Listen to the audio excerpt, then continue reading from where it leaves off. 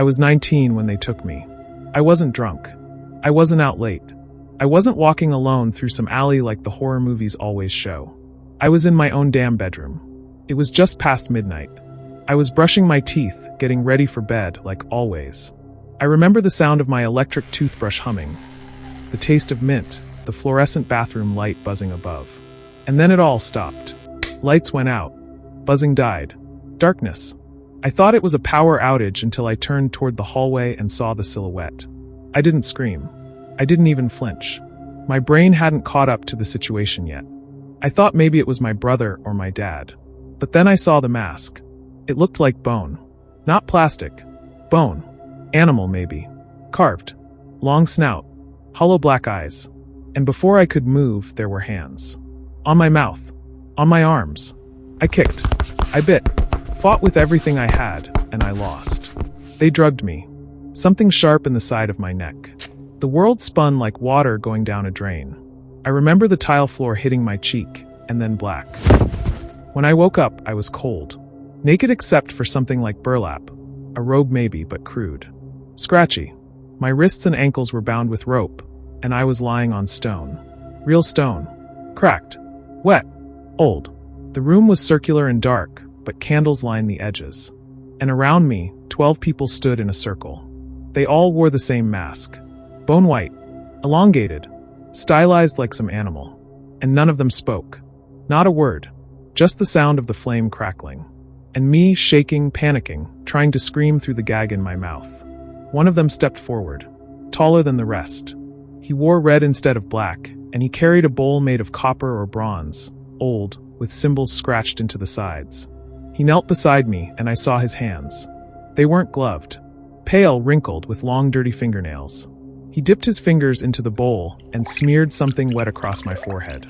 I thought it was oil, until I smelled it. Blood. Not mine. Someone else's. I started to cry. I couldn't help it. The fear hit me like a flood, cold and paralyzing. I realized then, this was real. This wasn't some cult cosplay or prank. I wasn't going to wake up. I was going to die here. They began chanting. Low at first, like a hum.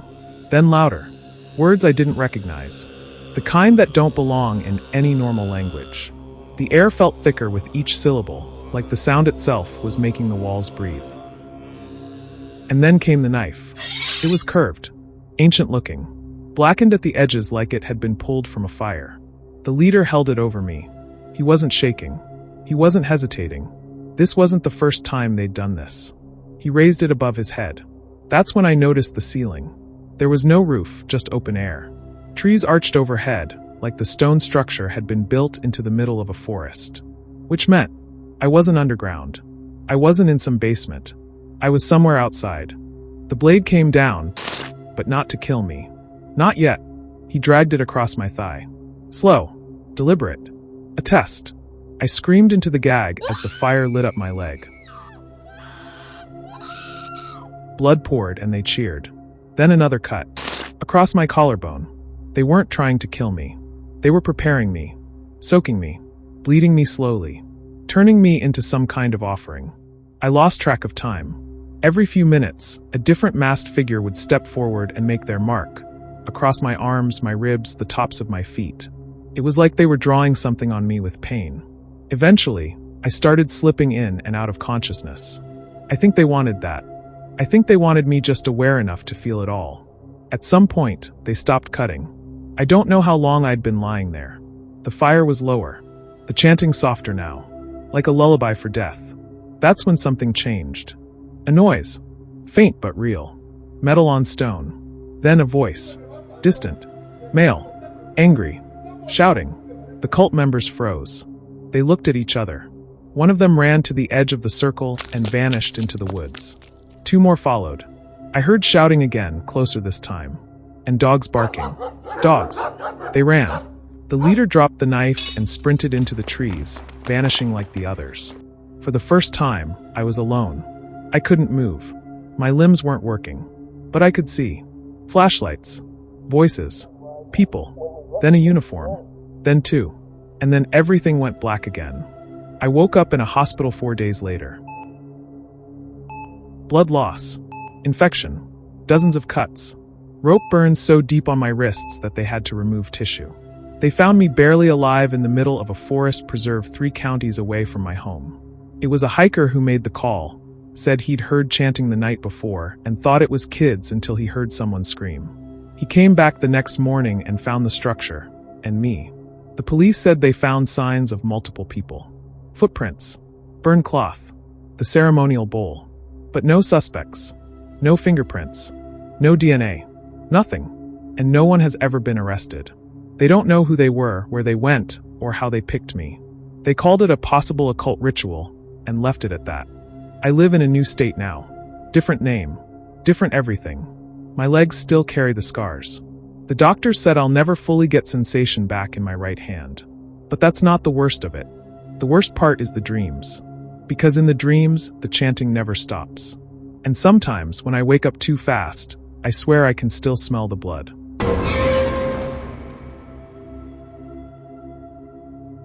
I was 27. No job. No prospects.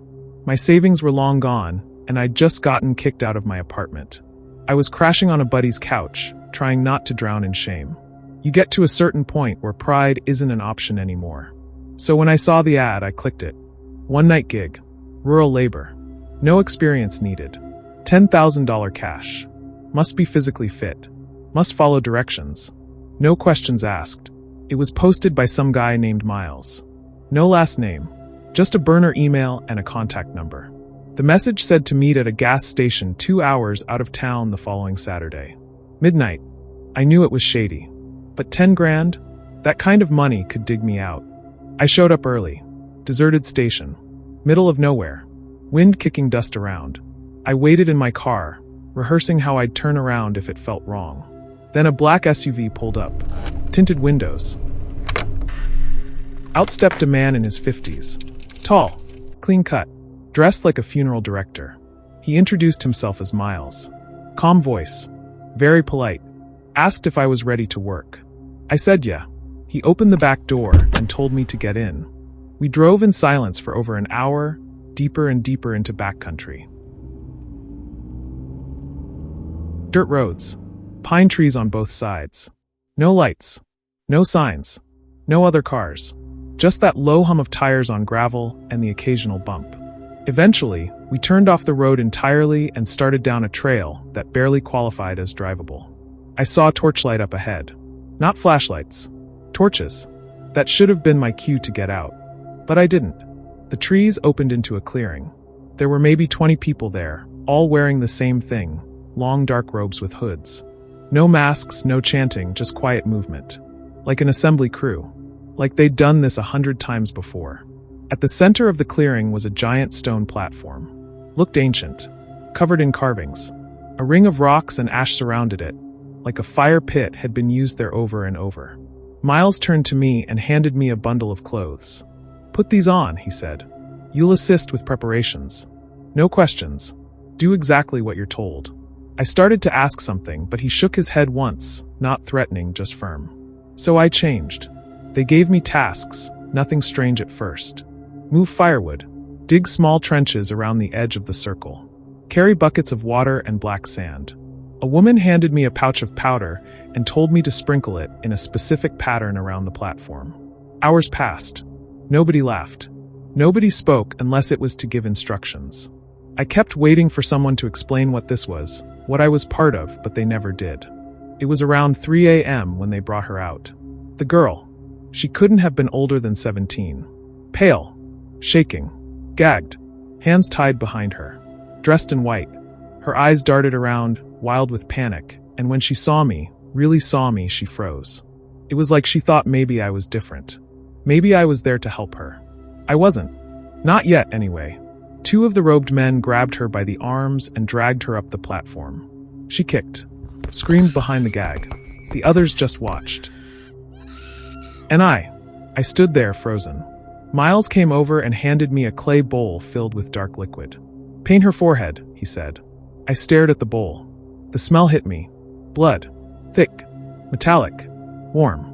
I looked at him. What is this? He didn't answer. Just tilted his head like he didn't understand the question. I took the bowl. walked toward the platform. She was on her knees now, sobbing, looking straight at me. I dipped my fingers into the bowl and hesitated. That's when I noticed the carvings on the stone. Ancient letters. Symbols. Most of them made no sense to me, but some I recognized from old books, sacrificial runes. I stepped back. I can't do this. Miles appeared beside me like a ghost. You already have, he said. We'll finish from here. He turned his back and walked away. That's when the girl screamed again.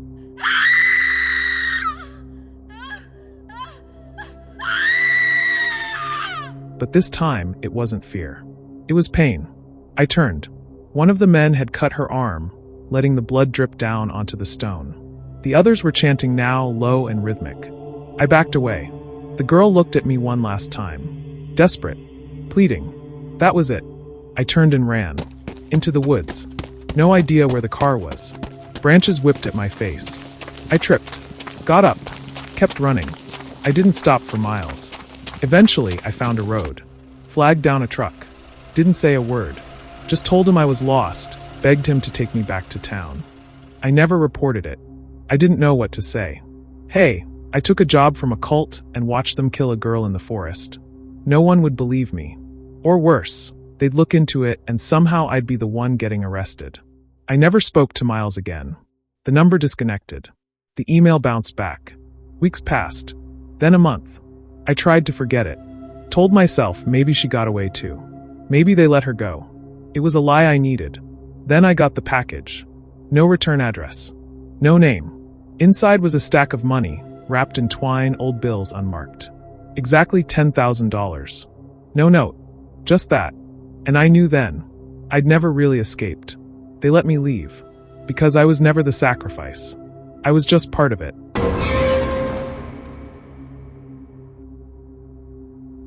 We were just bored kids. That's how it started. Me, Wes, Tyler, and Gabe. For high school seniors from a nowhere town with nothing to do but drink in the woods, mess around online, and test how far we could push each other before someone blinked.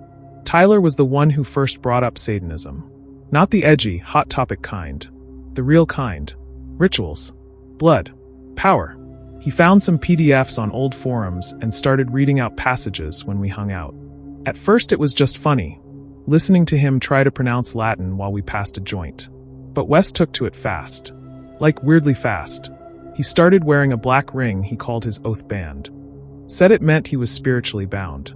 Gabe laughed it off and called him the Prince of Hot Garbage. But Wes didn't laugh. It stopped being funny the night we broke into the old slaughterhouse. It had been shut down for years. Half collapsed. The kind of place people dared each other to sleep in. But Wes had something bigger in mind. I found a ritual, he said. One that requires blood. Tyler was in immediately. Gabe hesitated but shrugged. If it's fake, it's fake. If it's real, even better. I didn't say much. We brought a dead raccoon we found on the road. Set it in a circle of salt and candles. Tyler read the incantation while Wes sliced his palm and let it drip on the corpse. Nothing happened. Of course. But that was just the beginning. After that night, something changed in Wes. He started talking about ascending. About sacrifices that mattered. Human energy. Purity. Control. And one day he said it straight. We need a virgin. We all laughed. I thought it was just another shock value moment. But he kept going. I know someone. She's perfect. She trusts me. He was talking about Emma. This quiet, awkward girl who used to hang around Gabe's younger sister. Sweet kid. The type who brought cupcakes to school on people's birthdays even if they weren't her friends. I've been messaging her, Wes said. She thinks we're into astrology and ancient rituals. She wants to come. I said no immediately. Dude. Stop. That's insane. Come on, dude. He paused. I mean if she agrees and we don't hurt her. Tyler just smiled. That was the moment. The line. And they stepped over it. I told myself it was all talk. That they wouldn't follow through. That it was just another joke, an act, something to make them feel powerful in a world where none of us had any.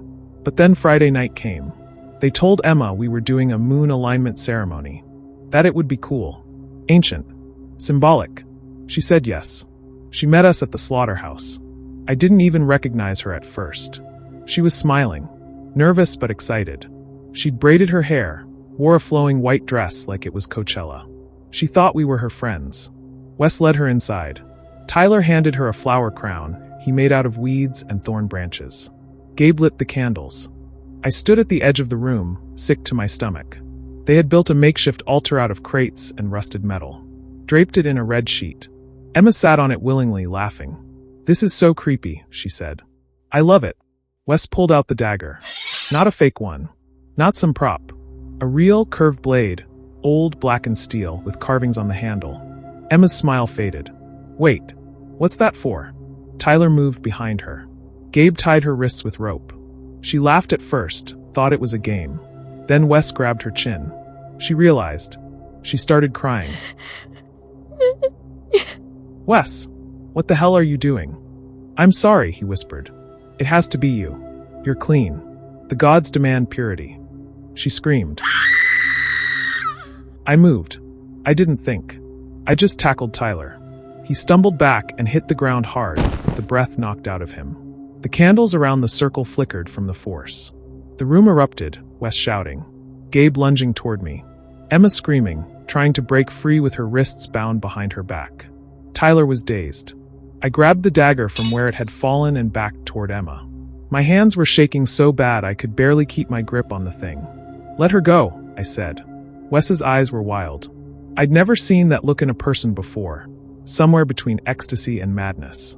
His mouth moved like he was still mumbling one of those chants from the book, but I couldn't hear the words anymore. It wasn't Latin. It wasn't anything human. "She agreed to come," Gabe said. "She said yes." "She didn't say yes to this shit," I snapped.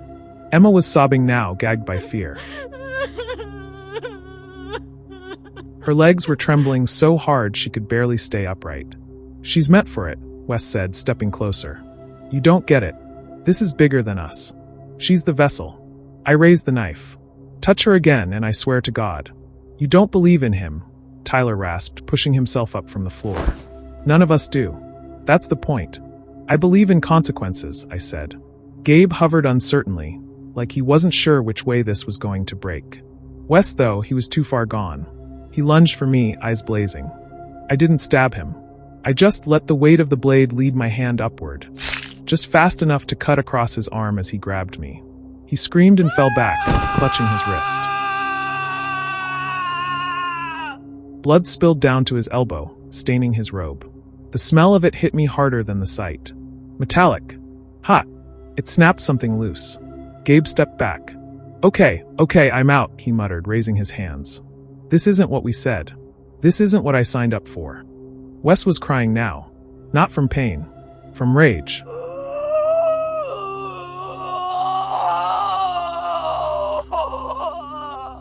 "You ruined it. You broke the seal. The blood wasn't accepted. She was chosen." "She's a person," I said. "Not a prophecy." I turned to Emma, knelt down, and started working on the knots. My hands were still shaking so bad I could barely manage it, but the adrenaline helped. She was crying so hard I thought she might pass out. The ropes dug deep into her skin. Tyler moved again, toward me this time, but Gabe blocked him. "No, it's over." Wes just kept rocking back and forth, muttering to himself in that language. Blood dripping onto the concrete. The dagger still in my hand. And then the sirens started. Distant at first, but growing.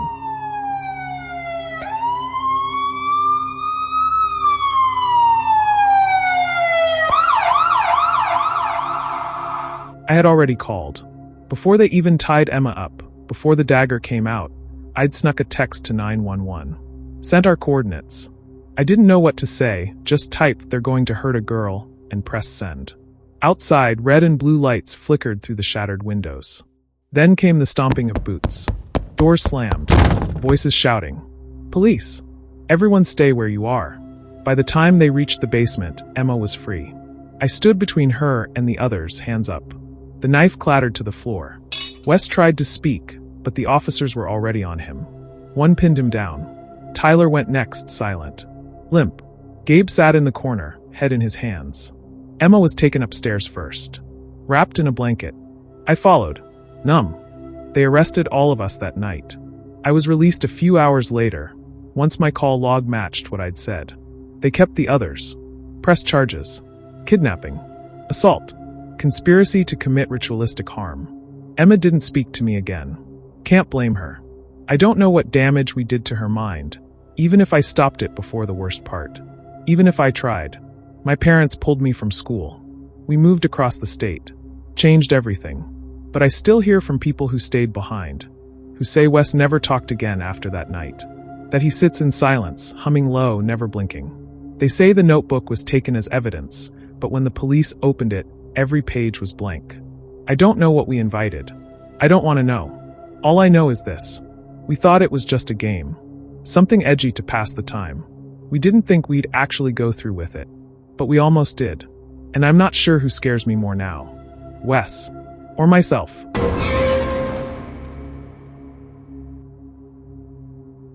It started as a spiritual retreat. A digital detox, they called it. I'd been working 12-hour days in London for nearly a year straight. Finance. Deadlines. Insomnia. Caffeine. Rinse and repeat. I couldn't remember the last time I saw the sun without a screen in front of me. So when a friend told me about this program in Central Africa, remote, old village, no signal, no distractions, just silence, I signed up. I didn't even ask questions. I just booked the flight, packed light, and left. The village didn't have a name I could pronounce. 2 thatched huts at the edge of a slow-moving river, somewhere in the jungle, surrounded by mist and mountains. No roads. No phones. Just a place the world forgot. For the first 2 days, it was peaceful. The elders were kind. Silent but warm. They wore bone necklaces and red cloth and painted lines across their faces. I didn't understand their language, but their expressions made up for it. One woman, Nala, spoke a bit of English. She said the tribe believed the land had been blessed once, long ago. That their ancestors talked to gods. That something went wrong, and the gods had turned away. We wait for the return, she said. The prophecy speaks of a stranger. A white one. A giver and taker. He brings the night. He brings the harvest. I smiled politely, thinking it was just folklore. But something about the way she said it, like it wasn't a story. Like it was a promise. On the 3rd night, they gave me a feast. I wasn't expecting it. I hadn't done anything special. I just woke up to find a gathering happening. People in cloaks, music made from bone flutes and hollow drums. Fires lit in a circle. The air smelled like meat and smoke and something floral underneath it all. They dressed me in red silk. Fed me roasted yams and goat. Painted my face with thick white clay. I asked Nala what the occasion was. You are the guest, she said softly. The gods knew you would come. That was the first time I felt it. That itch of unease deep in the chest. I laughed it off. Told myself I was being paranoid. These people were just being generous. Honoring their traditions. I didn't know they were preparing me. That night, I woke up to singing. Low and rhythmic, carried on the wind.